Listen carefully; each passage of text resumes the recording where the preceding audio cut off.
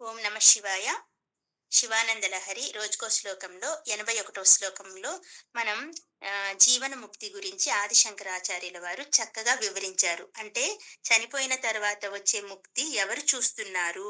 జీవించి ఉండంగానే ముక్తిని ఎలా సాధించాలి? దానికి ఏం చేయాలి? అని చక్కగా చెప్పారు కొన్ని విధానాలను. అలాంటి విధానాలను ఆచరిస్తూ ఒక అతను జీవన్ముక్తుడు అయ్యాడు. ఆ కథేంటో ఒకసారి తెలుసుకుందాం మనం. ఒక ఊర్లో భక్తాగ్రేసుడు అనే ఒకతను ఉండేవారనమాట. అతనికేంటి చిన్నప్పటి నుంచి బాగా భక్తి ఎక్కువ. దేవుళ్ళ మీద భక్తి ఎక్కువ. ప్రాపంచిక విషయాల మీద శ్రద్ధ తక్కువ. ఈ క్రమంలో ఆయన చిన్నప్పటి నుంచి కూడా భక్తిని అలవాటు చేసుకుంటూ, శివ ధ్యానం చేస్తూ, శివ పూజలు చేస్తూ, గుళ్ళకి, గోపురాలకు వెళ్తూ, ఇంక తనకి పెళ్లి, గిల్లి ఏమీ వద్దని శాస్త్ర జ్ఞానాలు నేర్చుకుంటూ, చక్కగా ఇలా భక్తి మార్గంలో నడవసాగాడు. నడవసాగి అతి చిన్న వయస్సులోనే అంటే యవ్వనంలోనే ఉండగానే ఈయనకి శాస్త్ర పరిజ్ఞానం చాలా బాగా ఎక్కువగా పొందాడు. మరి ఇలాంటి యోగులు, ఋషులు అలాంటి వాళ్ళు అంటే ఋషులు ఇప్పుడు లేరు కదా! ఇలాంటి యోగులు ఉన్నారంటే కొద్దిమంది వెళ్తుంటారుగా శిష్యులు. అలాంటి వైరాగ్యంలో ఉన్నవారు మరి ఈయన చుట్టూ కొంతమంది వెళ్ళారు. ఎందుకు? ఆత్మజ్ఞానాన్ని ప్రబోధించండి స్వామి. మీరు ఇంత చిన్న వయస్సులోనే చక్కగా ఇలా వైరాగ్యంలో ఉన్నారు కదా! మేము కూడా దేవుడి మార్గంలో నడుస్తాము అని కొంతమంది శిష్యులు చేరారు ఆయన చుట్టూ. అలా శిష్యుల్ని పెట్టుకొని ఒక ఆశ్రమ వాసం చేస్తున్నారు ఆయన. అలా చేస్తూ చూస్తూ ఉండగానే ఈ ధ్యానము, జపము, ఈ మంత్రంతోనే ఆయనకి వయస్సు ఎప్పుడు గడిచిపోయిందో కూడా తెలీదు. చిన్నగా వృద్ధాప్యం వచ్చేసింది. వృద్ధాప్యం రాగానే ఆయన అనుకున్నారు, నాకు ఇంకా అవసాన కాలం వచ్చేసింది. నేను ముక్తిధామమైన కాశీకి వెళ్ళాలనుకుంటున్నాను. కానీ ఈ వయసులో కుదురుతుందా? అయ్యో! నేను ఈ ధ్యానంలో పడిపోయి కాశీకి వెళ్దామన్న మాటే మర్చిపోయానే అనుకున్నారు. అలా బాధపడుతుంటే శిష్యులన్నారు తన దగ్గరికొచ్చి, "స్వామి, మీరేం బాధపడకండి. మేమొక పల్లకీని ఏర్పాటు చేస్తాము. చక్కగా మీరు పల్లకీలో కూర్చోండి. మేము పల్లకీని మోసుకొనెళ్ళి మిమ్మల్ని కాశీ దాకా తీసుకొని వెళ్తాము." అంటే, "నాయనా, నాకు అవసాన కాలం చాలా దగ్గరలో ఉంది. కాబట్టి ఏమో చేరుకోగలనో లేమో" అంటే, "ఇలాంటి సంశయం ఏం పెట్టుకోవద్దు. మేము తీసుకెళ్తాము" అని చెప్పి ఆయన్ని పల్లకీ ఏర్పాటు చేసి పల్లకీలో కూర్చోపెట్టుకొని తీసుకొని వెళ్తూ ఉన్నారు. ఈయన మధ్య మధ్యలో అడుగుతూ ఉన్నారు. "వచ్చిందా కాశీ? వచ్చిందా కాశీ?" అని అడుగుతూ ఉన్నారు. రాలే స్వామి, వెళ్తున్నాము, వెళ్తున్నాము" అంటూ ఉన్నారు. అంటే ఈయన చిన్నప్పటి నుంచి ఈ ధ్యానంలో శివుడు గురించి ఈ ఆలోచనలోనే ఉన్నారు కదా! తనకు తెలుస్తుంది టైం దగ్గరకు పడుతుంది నాకు అని తెలుస్తుంది. తెలిసేటప్పటికి అడిగాడంట, "ఇంకెంతసేపు ఉంది? ఇంకెంత దూరం ఉందంటే" "వచ్చేసాం స్వామి, వచ్చేసాం స్వామి" అంటే ఏంటి? ఇంకా కొంచెం ఒక 40 నిమిషాల టైం ఉంది కాశీకి చేరుకోవడానికి అనగా, అక్కడ ఒక స్లమ్ ఏరియా అంటే ఒక మురికి వాడొచ్చిందనమాట. ఆ మురికి వాడకొచ్చేసరికి ఈయనకి వెళ్ళిపోతున్నానని అర్థమైంది. మనం ఎక్కడున్నాం అనేసరికి వాళ్ళు చివరి మాటగా ఏమన్నారంట, "ఈ మురికి వాడ దాటితే కాశీ వస్తది" అని చెప్పే క్రమంలో మురికివాడ దగ్గరున్నాము అని సగం మాట వచ్చేసరికే ఈయన తను చాలించేశారు. ఈ లాస్ట్‌లో విన్న మాటేంటి? మురికివాడ అన్న మాట ఆయన చెవులో పడింది. ఆ చెవులో పడినప్పుడు ఆ మురికివాడ అన్న ఆ పదం చుట్టూనే ఈయన ఆహ్, అక్కడ ఆ చుట్టూ ఉండిపోయింది. మురికివాడ చుట్టూ ఉండిపోయింది. మనం ఒక మాట చెప్తారు కదా పెద్దలు, అంత్య సమయంలో దేన్నైతే కలవరిస్తూ ఉంటామో, దాన్నే మరుజన్మగా తీసుకుంటాము అన్న మాట ఉంది కదా! వాక్యం ఉంది కదా! అన్నట్లుగానే ఈయన పాపం ఆ కాశీ, కాశీ, కాశీ అని కలవరించినప్పుడు ప్రాణం పోలేదు. వీళ్ళెప్పుడైతే మురికివాడ దాటితే కాశీకి చేరుకుంటామన్నారో, ఆ మురికివాడ ఒక్కటే వినేసరికి ప్రాణం పోయింది. ఇంకా ఈయనకి నెక్స్ట్ జన్మ ఏం తీసుకున్నారు? మురికివాడలో బాలుడిగా పుట్టాడు. ఒక మురికివాడలో ఒక పేద కుటుంబంలో బాలుడిగా జన్మ తీసుకున్నాడు. తీసుకున్న తర్వాత కానీ ఈయన క్రితం జన్మలో ఏం చేసుకొనున్నాడు? ఎంత చక్కటి పూజా విధానాల్ని చేసుకున్నాడు. ఎంతమందికి తన యొక్క జ్ఞానాన్ని పంచాడు కదా! కాబట్టి ఆ పూర్వ జన్మ వాసనలు పోలేదు. ఆ జన్మలో కూడా అతనికి మంచి జ్ఞానం ఉంది. ఆ మంచి జ్ఞానంతో పాటు పూర్వజన్మ గూడా గుర్తుంది ఈయనకి. ఏంటి, దీనివల్ల నేనిక్కడ జన్మ తీసుకున్నాను. ఆయనకి అక్కడ నచ్చలేదనమాట. అందుకని చిన్నప్పటి నుంచి తల్లిదండ్రులతో గాని, చుట్టుపక్కల ఎవ్వరితో గాని మాట్లాడేవాడు కాదు. తనకి ఆ పూర్వజన్మ వాసనలు పోకుండా అలాగే భక్తి జీవితం అలవాటై చిన్నప్పటి నుంచి పూజ చేసుకుంటూనే మౌనంగా ఉండేవాడు. వాళ్ళ తల్లిదండ్రులు ఎంత కొట్టినా, తిట్టినా ఈ పిల్లాడు ఏమీ మాట్లాడేవాడు కాదు. వీడు మూగవాడేమో అని నిర్ధారణకొచ్చేశారు. ఈ పిల్లవాడి తండ్రి ఏం చేస్తాడు, ఒక రాజు, ఆ రాజ్యంలో రాజు దగ్గర పని చేస్తాడు. ఏం పని అది? ఇదివరకు రాజుల కాలంలో ఇప్పుడంటే గుర్ఖాలు వాళ్ళు వీళ్ళుంటారు గానీ, అప్పుడు దొంగలు పడతారేమో రాజ్యంలో అని చెప్పి 4 జాములకి కాపలా ఉండేవాళ్ళనమాట. ఇతను ఆ పని చేస్తూ ఉండేవాడు. ఆ 4 జాముల్లో ఒక్కొక్క జాముకి తిరుగుతూ దండోరా వేస్తూ దొంగలున్నారు జాగ్రత్త, దొంగలొస్తారు జాగ్రత్త అని ఆ రాజ్యమంతా తిరిగి దండోరా వేస్తూ 4 జాములు పనిచేసి పొద్దున పూట వెళ్లి పడుకునేవాడు. అది అతని తండ్రి చేసే పని. అయితే ఒకరోజు ఏమైందంటే, ఈయనకి అవసరంగా ఏదో ఊర్లో పని ఉండి వెళ్ళవలసి వచ్చింది ఈ బాలుడి తండ్రికి. వెళ్తూ అన్నాడు, "నాయనా, నాకు పనుండి వెళ్తున్నాను. నాకు 4 రోజులు రావటానికి కుదరదు. కానీ రాజుగారి దగ్గరికి పనికి పోకపోతే ఇబ్బంది కదా! నువ్వు రా, రాజుగారికి నీకు చెప్పి నేను పని నీకు అప్పచెప్పి వెళ్తాను" అనగానే ఈ అబ్బాయి సరే అని వెళ్ళాడు. వాళ్ళ నాన్నతో పాటు వెళ్ళాడు. రాజుగారికి చెప్పాడు. ఇదిగో నేను వెళ్తున్నానండి. నా పని ఇతను చేస్తాడు నేనొచ్చే వరకు అనగానే రాజు ఏమనుకున్నాడు, ఈ మూగ పిల్లవాడిని వదిలిపెట్టి పని వదిలేసి ఎళ్తున్నాడు. సరే అయితే అయింది. ఏమవుతదో చూద్దామనుకుని సరే వెళ్ళిరా అంటాడు. ఈ పిల్లాడు పని చేస్తావా అనగానే తల ఊపాడు. చేస్తాను అని. సరే ఏం చేస్తాడో అని ఇతనేం చేశాడు, ఈ మూగవాడి మీద తన రాజ్యాన్ని వదిలిపెట్టలేక మారు వేషంలో ఇతను కూడా అతన్ని రాత్రిపూట అతను పహారా ఎలా కాస్తాడో చూడాలని నిర్ణయించుకున్నాడు రాజు. నిర్ణయించుకొని ఈ అబ్బాయి ఇంకా తీసుకున్నాడు ఆ దండోరా వేసేది.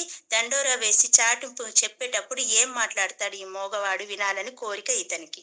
సరే, ఆ పిల్లవాడు ఏం చేశాడు, మొదటి జామయింది. రాత్రిపూట మొదటి జామయింది. ఇప్పుడు చెప్పాలి కదా దొంగలొస్తారు జాగ్రత్త అని. ఆ మాటకి ఆయన ఏం చెప్పాడు, మొదటిసారిగా నోరు విప్పాడు. ఏమని? కామః క్రోధస్య లోభస్య దేహే తిష్టతి తస్కరః జ్ఞానరత్నాపహరాయ తస్మాత్ జాగర్త జాగర్త అనగానే రాజు ఆశ్చర్యపోయాడు. ఈ పిల్లవాడు మూగ పిల్లవాడు కాదా అనుకున్నాడు.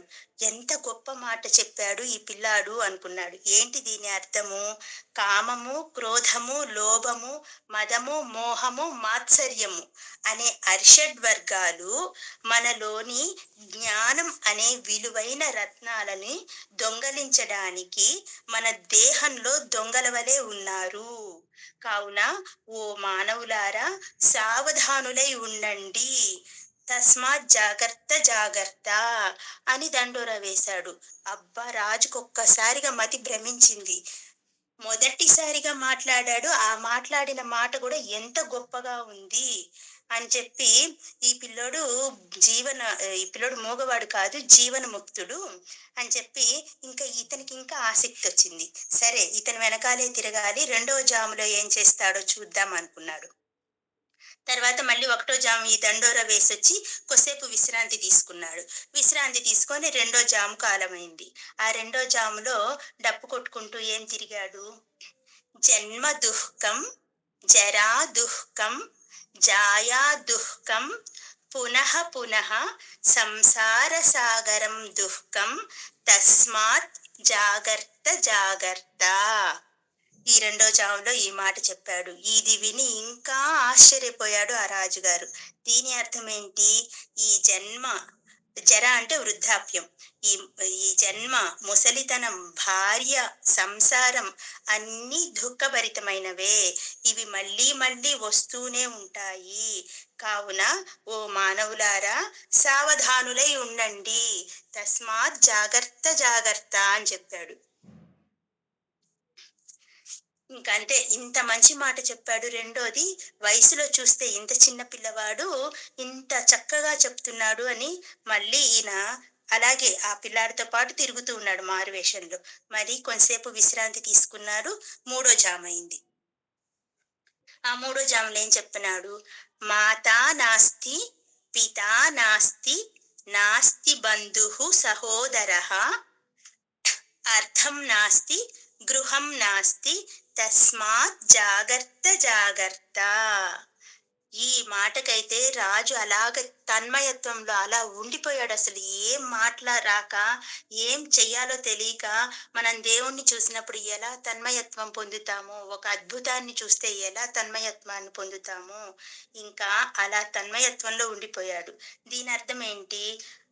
మాత లేదు, పిత లేదు, బంధువులు లేరు, సహోదరులు లేరు. అర్థం అంటే డబ్బు. అర్థం నాస్తి, డబ్బు లేదు. గృహం నాస్తి, గృహము. ఇవన్నీ నాస్తి. ఇవన్నీ ఈ మాయలో పడి మీరందరూ తిరుగుతున్నారు. మీరు వీటన్నిటి నుంచి తప్పించుకొని ఉండండి. ఈ బంధాలు మీవి కావు. మీరు చూసే బంధాలన్నీ మీవి కాదు. ఓ మానవులారా, సావధానులై ఉండండి. తస్మాత్ జాగ్రత్త జాగ్రత్త అని చెప్పాడు. మూడో జాము గడిచిపోయింది. ఇంకా ఆయన అలాగే నిలబడి ఉన్నాడు తన్మయత్వంతో. నాలుగో జాములో ఏం చెప్తాడా అని ఆశగా ఎదురు చూస్తున్నాడు. ఇంకా నాలుగో జాము అయ్యింది. ఇంకా నాలుగో జాములో ఆయన ఏం చెప్పాడు? ఆశయా బద్ధతే జంతు కర్మణ కర్మణా బహుచింతయ ఆయుః క్షీణం న జానాతి తస్మాత్ తస్మాత్ అని చెప్పాడు. ఎంత గొప్పగా చెప్పాడో చూడండి. మనుషులంట ఎల్లప్పుడూ ఆశకి, ఆశయా బద్ధతే జంతువు, కర్మణా బహుచింతయ, కర్మలకి కట్టుబడి జీవనం సాగిస్తూ ఉంటాడు. ఇలా ఆశకి, కర్మలకి కట్టుబడి జీవనం సాగించటంలో ఆయుక్షీణం ఎప్పుడైపోతుందో గమనించుకోలేడు. కాబట్టి ఓ మానవులారా, సావధానులై ఉండండి. తస్మాత్ జాగ్రత్త జాగ్రత్త అని దండోరా వేశాడు ఆ నాలుగో జాములో. ఇంకంతే రాజు. అమ్మ చిన్నవాడన్నా పర్వాలేదు, అతనికి నమస్కరించాలి అనుకున్నాడు. ఈలోగా ఈ పిల్లవాడు దండోరా వేసి తన పని పూర్తయిపోయిందిగా ఇంటికి వెళ్ళిపోయాడు.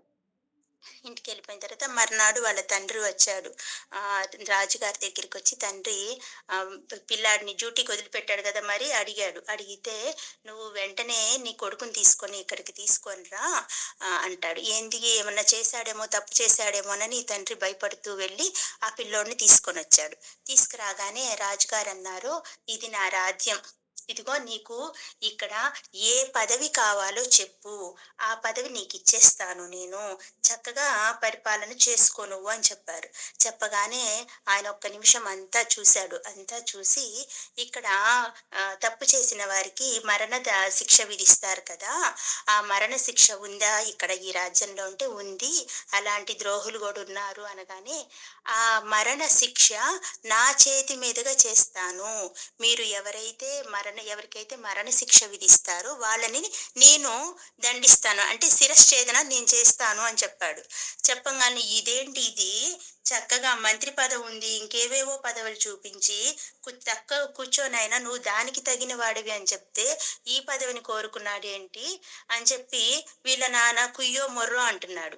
ఆ రాజుకు అర్థమైంది, ఈ పిల్లాడు ఇది కోరుకోవటంలో ఏదో అంతరార్థం ఉంటే ఉంటుంది అనుకొని, సరే నీ ఇష్టం అన్నారు. అనగానే ఆ మరణ దండన విధించే కారాగారం ఉంటుంది కదా, ఒకటి ప్లేస్ ఉంటుంది కదా, దాని పక్కనే ఇల్లు కట్టుకొని ఉన్నాడు. అంటే ఒక కుటీరం లాగా ఏర్పరచుకొని, ఎవరికైతే మరణ శిక్ష అమలు పరిచి ఆ సమయం ఆసన్నం అవుతుందో వాళ్ళ తలలను ఖండించే డ్యూటీ అయిందనమాట. అలాంటి డ్యూటీలో ఉన్నాడు. సరే, ఇది ఇలా ఉండగా పైలోకంలో ఏం జరుగుతుంది? యమధర్మరాజు దగ్గరికి ఎవ్వరు పాపులు రావడం లేదంట. సరే, ఆయన వెళ్ళి బ్రహ్మదేవుడికి చెప్పాడు, స్వామి, నేనెప్పుడు నిరంతరం బిజీగా ఉండేవాడిని, అసలు ఇప్పుడు పనే లేదు నాకు. మరీ ఒక ప్రాంతం నుండి అయితే, ఒక ప్రాంతంలో పాపులు చాలా మంది ఉన్నారు, ఆ ప్రాంతం నుండి అసలు ఏ పాపి గాని నరకలోకానికి రావటం లేదు, నాకేంటో అర్థం కావడం లేదు అని కుయ్యో మొర్రో అని తన గోడు ఎల్లబోసుకున్నాడు బ్రహ్మదేవుడి దగ్గర యమధర్మరాజు. వెంటనే ఆ బ్రహ్మదేవుడు ఆ ప్రదేశం ఏంటి అని ఒక్కసారి చూశాడు. చూడగానే అది ఇతను ఉండే ప్రదేశం అన్నమాట. ఈ ప్రదేశం నుండి పాపులు ఎవ్వరూ రావటం లేదు స్వామి అని చెప్పగానే, సరే ఎందుకు రావడం లేదో చూద్దామని బ్రహ్మదేవుడు వెళ్ళారు కిందకి. ఇతనేం చేస్తున్నాడు, మరణ శిక్ష ఎలా విధిస్తున్నాడు, అదే ట్విస్ట్. వాళ్ళని చంపేటప్పుడు శిరశ్ఛేదనం చేసేటప్పుడు ఏం చేస్తాడు, శివుడు, విష్ణుమూర్తి ఫోటోలు పెడతారనమాట. ఎదురుగ్గా వీళ్ళు చూసేటట్టు ఎదురుగ్గా ఫోటోలు పెడతారు. వాళ్ళిద్దరి గురించి కథలు చెప్తూ ఉంటారు. వాళ్ళు మైమరిచిపోయి ఉండగానే శిరశ్ఛేదనం చేసేస్తారు. అంటే వాళ్ళు ఆ తన్మయత్వంలో ఉంటారు. దేవుడు గురించి కథలు చెప్తూ ఉంటాడు. అదిగో ఆయన దేవుడు, మన ఆత్మను తీసుకెళ్ళి ఆ పరమాత్మలో లీనం చేసుకోవాలి. ఆయన లీలలు ఇలాంటివి అని వాళ్ళిద్దరి ఫోటోలు పెద్దయి పెట్టి అక్కడ ఏం చేస్తాడు, మనకి ఒక దేవాలయం వాతావరణాన్ని ఏర్పాటు చేస్తాడు. చక్కటి ధూపదీపాలు, అన్ని పూలు పెడతాడు. చక్కగా అలంకరించి ఉంటాడనమాట.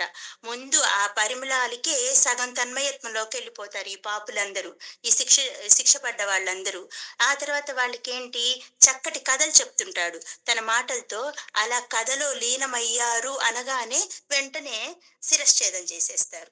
అప్పుడు ఏమవుతుంది, ఇక్కడ ఆ దేవుడు లీలలు, దేవుడు మాటలు వింటూ వాళ్ళు ప్రాణం వదిలారు గాబట్టి, మళ్ళీ జన్మ తీసుకోవడం లేదు, నరకంలోకెళ్ళడం లేదు. వాళ్ళు డైరెక్ట్ ముక్తిని పొందుతున్నారు. ఇది ఇతను చేస్తున్న పని. ఇందుకడిగాడు ఈ పని. దానిలో ఒక అర్థం ఉందిగా మరి. అందరికీ ముక్తిని కలిగించాలన్న ఉద్దేశంతో, తాను పడిన బాధ మరెవ్వరు బాధపడకూడదు.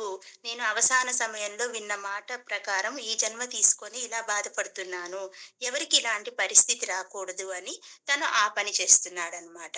వెంటనే బ్రహ్మదేవుడు కూడా ముచ్చట పడిపోయి, ఆహా! ఎంత గొప్పగా ఆలోచించాడు. జీవన్ముక్తుడంటే వీడు కదా! వీళ్ళేంటి, వింటూ వింటూ ప్రాణం వదిలేసి ముక్తిని పొంది పైకొచ్చారు. ఈ పిల్లాడేంటి చక్కగా జీవించి ఉండగానే ముక్తిని పొందిన పిల్లాడు. జీవన్ముక్తుడు ఇతను కదా అని బ్రహ్మదేవుడు కూడా సంతోషపడ్డాడు. ఆ తర్వాత రాజుకి ఈ పిల్లాడు మనసులో అర్థమయ్యి, ఎంత గొప్ప పిల్లాడు, మా దగ్గర ఇట్లా పనికి కుదిరాడు అని అతను కూడా సంతోషించాడు. అలా జీవించి ఉండగానే ముక్తిని పొందాలి అని చెప్పి మనకు ఆదిశంకరాచార్యుల వారు చెప్తున్నారు. ఆదిశంకరాచార్యుల వారు కూడా జీవన్ముక్తులే. ఆయన చిన్నప్పటి నుంచి దేవుడి మీద భక్తితో, శివుడి మీద పరమ భక్తితో ఉండి ఆయన కూడా జీవన్ముక్తుడే అన్నమాట. మరి ఆయన కోసం కాకుండా మన కోసం చెప్తున్నారు. ఎంత మంచి మాటలు చెప్పారు కదండీ! ఈ సంసార లంపటంలో పడి ఊగిపోకుండా కొంచెం సమయాన్ని దేవుడికి కేటాయించి జీవించి ఉండగానే ముక్తిని సాధించే మార్గం చూడండి అన్నారు. ఓం నమః శివాయ.